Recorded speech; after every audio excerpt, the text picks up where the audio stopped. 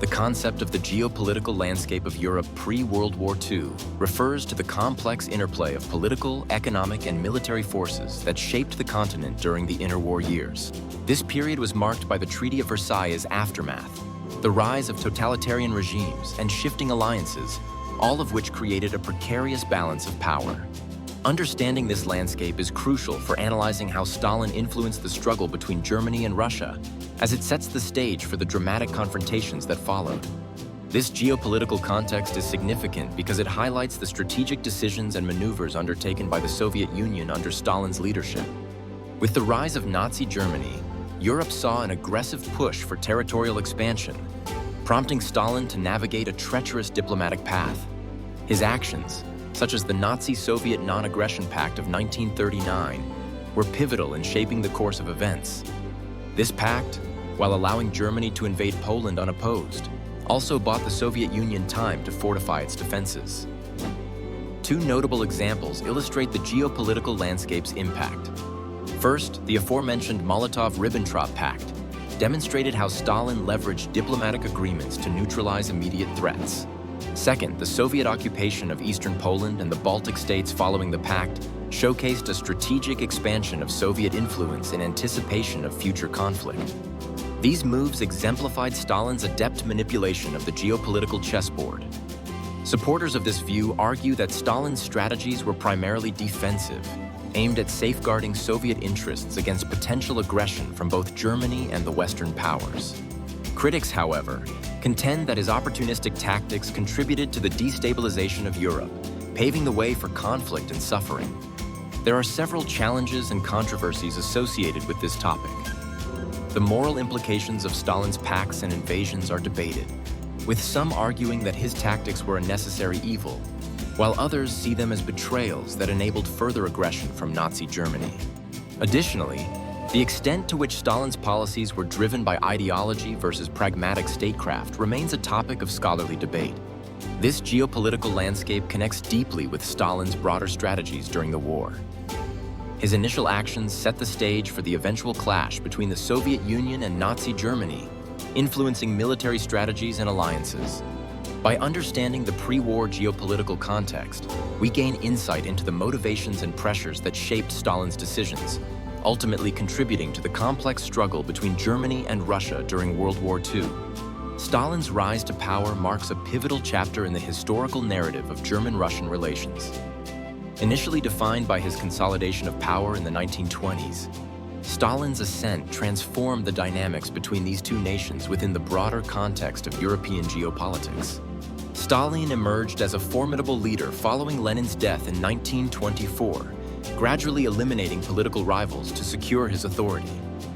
This consolidation impacted German-Russian relations by fostering both cooperation and tension. The significance of this point lies in its profound impact on the strategic calculations of both nations. Under Stalin's leadership, the Soviet Union pursued a dual-track policy that oscillated between cooperation and hostility with Germany. For instance, the Treaty of Rapallo in 1922 resumed diplomatic and economic relations between the Weimar Republic and Soviet Russia, facilitating covert military collaboration. This agreement, initially forged by Lenin's regime but sustained by Stalin, exemplified early attempts to sidestep Western encirclement through mutual support. However, as Stalin's grip tightened, ideological conflicts resurfaced, leading to deteriorating relations and setting the stage for future confrontations. Two specific examples illustrate these complexities. Firstly, the clandestine military cooperation between Soviet and German forces during the 1920s, which allowed Germany to circumvent the Treaty of Versailles restrictions by training troops on Soviet soil. Secondly, the Molotov-Ribbentrop Pact of 1939, a non-aggression treaty between Stalin and Hitler, demonstrated a pragmatic but fleeting alignment that stunned the world. While this pact temporarily delayed conflict, it ultimately ended in betrayal, underscoring the volatile nature of Stalin's foreign policy. Supporters of Stalin's approach argue that his tactics were a pragmatic response to a hostile international environment, buying time for the Soviet Union to strengthen against inevitable conflicts. However, critics point to his ruthless suppression of dissent and purges as destabilizing factors that sow distrust and fear both domestically and abroad. Challenges to this view include the argument that Stalin's authoritarian regime stifled potential for genuine diplomatic relationships, instead fostering a climate of suspicion and hostility.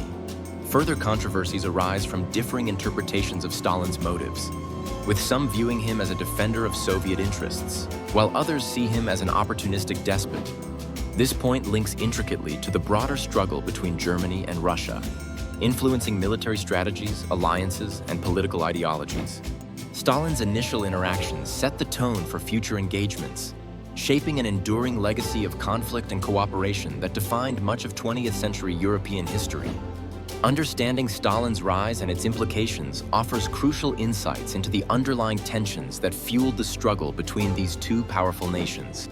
The Nazi-Soviet Pact, also known as the Molotov-Ribbentrop Pact, was a non-aggression treaty signed between Nazi Germany and the Soviet Union on August 23, 1939.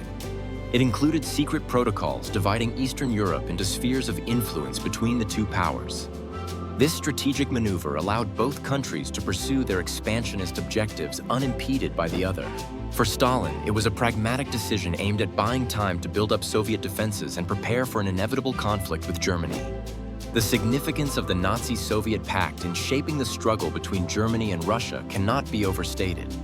By temporarily aligning with Hitler, Stalin mitigated the immediate threat of a two-front war against both Germany and Japan, allowing the Soviet Union to focus on fortifying its western borders.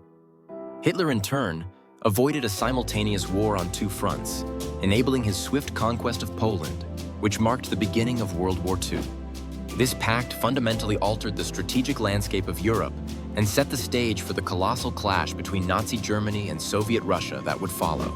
One pertinent example of the pact's real-world application is the swift German invasion of Poland on September 1, 1939, which was facilitated by the agreement.